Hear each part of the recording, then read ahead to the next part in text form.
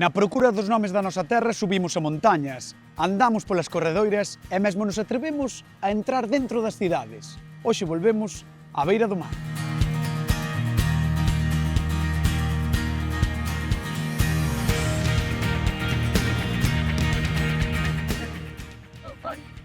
Hoxe vou recoller o legado de algunhas persoas que naceron ao carón desta costa e que conservan como un tesouro a toponimia do lugar. Benvidos a esta naco do mundo chamado Baiona.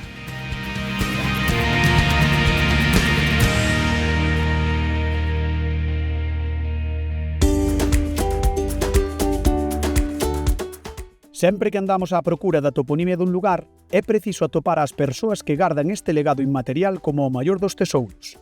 E ao preguntar pola contorna de Baiona, todos coincidiron en que un informante ideal era Lois Vilar.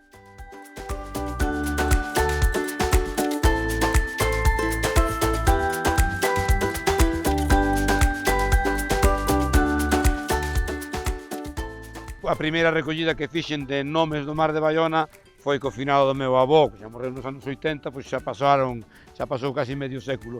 E nunha tardiña deume 100 nomes de aquí a Silleiro, entón despois a teima con outro compañeiro foi recoller ata os nomes do mar ata a Guarda. Sempre se gustou, non? Non sei, é algo que ven na xenética, aínda que a xente diga que non, esa querencia polo patrimonio inmaterial que temos, e ademais que iso está debaixo do pano da cabeza das argaseiras e das percebeiras e debaixo da boina do sueste dos mariñeiros. Iso perdese, non está escrito en ningún lado. Hai unha curiosidade que lle quero contar á xente, é que hai moitas persoas que se queren xubilar para ter tempo. Ti que vas fazer cando te xubiles? Que son fruteiros xubilámonos con 60 anos. Ajá. E vou dedicarlle o tempo a recorrer Galicia inteira para recoller toda a talasonimia que poida. Entón ten que saber moito de nomes. Podesme mostrar algún? Bueno, para conducirse no medio do mar os mariñeiros tiñan que guiarse, que é contradictorio, por terra. Ajá. O que lle chaman eles as marcas, e ímolas mirar.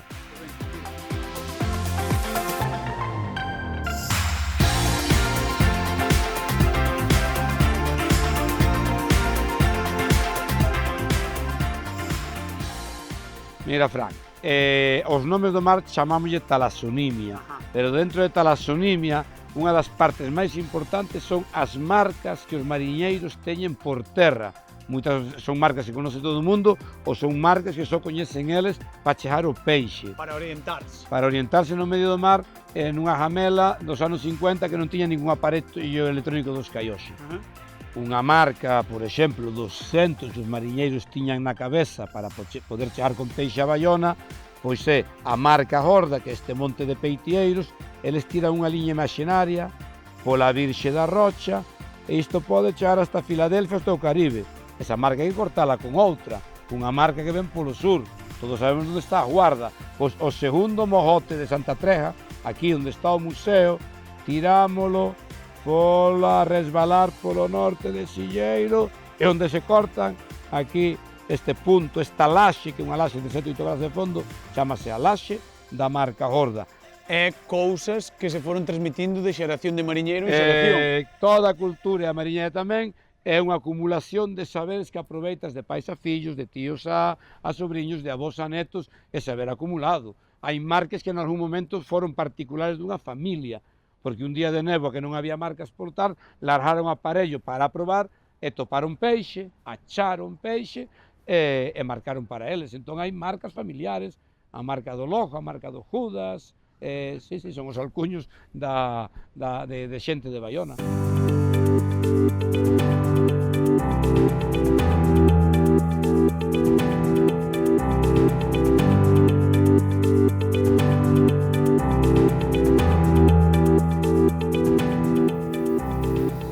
O bo de ir con Lois é que tes a información ao minuto, ao momento, fixados. Lois, onde estamos? Aquí, detrás destas toxeiras, está o Cabo Silleiro, o primeiro ou último gran cabo que ten Galicia polo sur. Para un profano, nós mesmos estamos mirando pedras, este día de media marusía que temos hoxe, escuma. Un percebeiro, un bo mariñeiro, aquí vai vos decir 40 ou 50 nomes. Estou lembrando agora o último que se mira que hoxe está reventando é o Lobo, que xa é un topónimo ou no Mato de Peico, non? E se continuamos toda a costa, pois, a recollida de máis de 1200 topónimos en 30 km de costa. Estamos pasando pola Arquiña, que os de Baiona chaman a Pedra Alta, que foi onde apareceu a Virxe da Sela hai varios séculos. A seguir da Arquiña está Serreira. Estamos aquí no puntal de Campo de Lume. É así, coa toponimia, poderíamos seguir ata Portugal.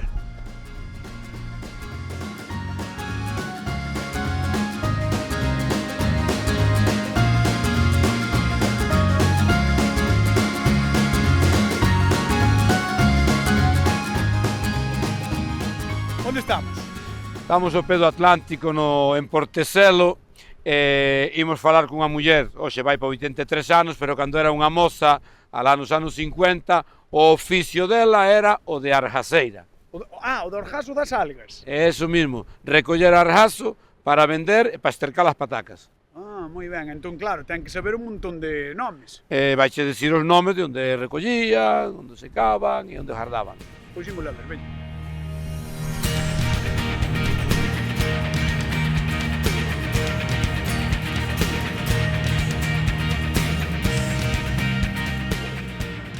Estrella, trouxéchesme ao Porto, pero eu aquí barcos non che vexo, Non, aquí era Porto do Arjazo. Porto de Porteselo. Entón entendo que cada porto tiña o seu nome, non? Igual que cada zona para o arjazo. Sí. Entón había unha persoa que era encargada de ordenar, de distribuir cando se collía o arjazo, en que zonas e demais, non? Como se chamaba? Chamábase Tabulo Ribeireiro. Ribeireiro. Era o que daba a hora e as órdenes de dicir de aí para atrás. Hai que botalo aí. Unha vez que recollíades o arjazo, despois entendo que había que cargar ou secar ou facer algo con el. Primeiro collese no mar e logo botarse no tendal. Os tendais tiñan nome tamén, estaban divididos. Pois si, cada sitio ten o seu. As laxes da luna, e logo aquí por baixo son os xeixos, non? Entonces, cada caseta, por exemplo, tiña un trozo, e cada unha respetaba o seu. E logo, aquelas ali en riba, as dali, pois tamén igual tiña, respetaban entre sí. E despois, por último, entendo que gardabades o arjazo nas casetas. O que a tiña, e o que non aire libre.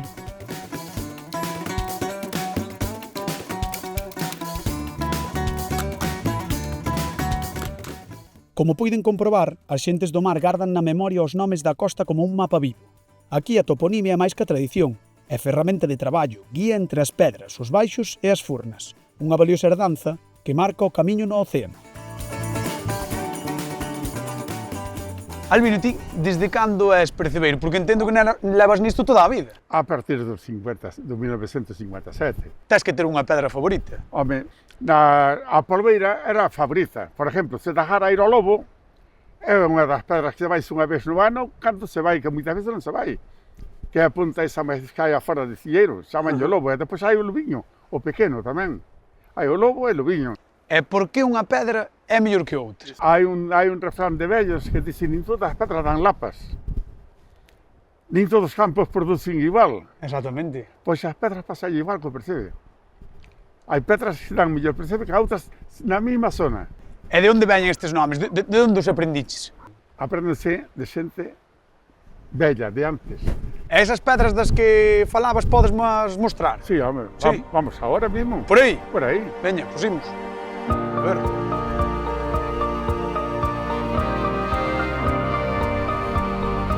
Hai que ter tino aquí.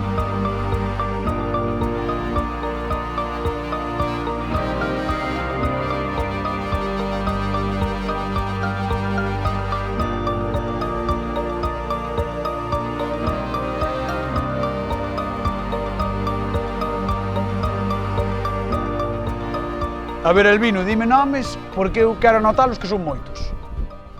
Vouche empezar xa por aquí. Peña. Rapagarallos. A bombardeira. A bombardeira. Os petóns da bombardeira. A xancada, a dos demos.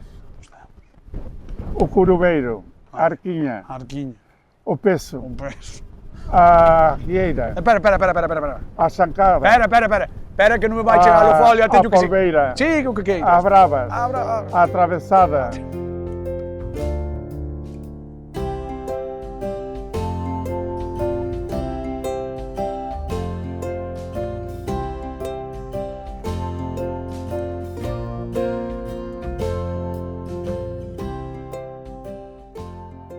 Boas, Vicente. Estou aquí en Baiona rematando a xornada e pensei, seguro que este home ten algo interesante que contar, má que sí?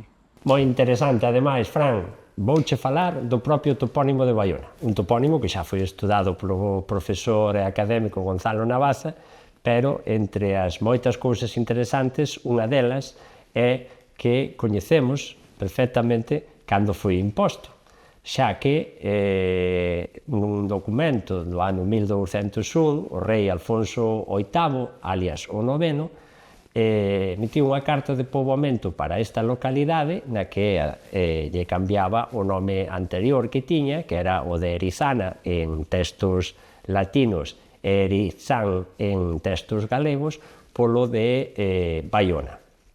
A Baiona galega é eco da Baiona do País Vasco francés, Bayonne en francés.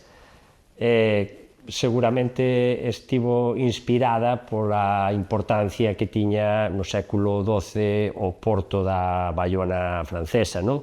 Que chegou a ser o máis importante da Europa Atlántica. Pero tamén ten claras connotacións xacobeas porque na Historia Turpini, que é un dos libros do Códice Calistino, menciónase un milagre que acontece neste lugar chamado Baiona. Entón aquí é onde teñen, onde se xuntan pois, a Baiona real coa Baiona literaria. Desde o punto de vista etimolóxico, Baiona está emparentado co termo vasco Ibai, que significa río, por tanto, faría referencia pois, á desembocadura dun río.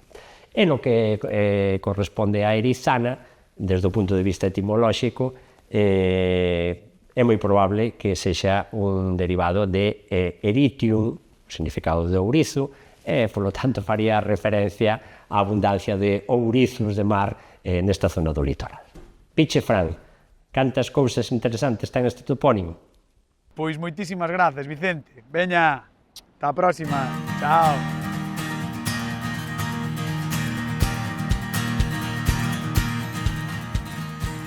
Unha vez máis, atopamos unha che de historias que nos falan do vínculo entre as persoas e o territorio. Lembrade, os nomes da nosa terra chaman por vós.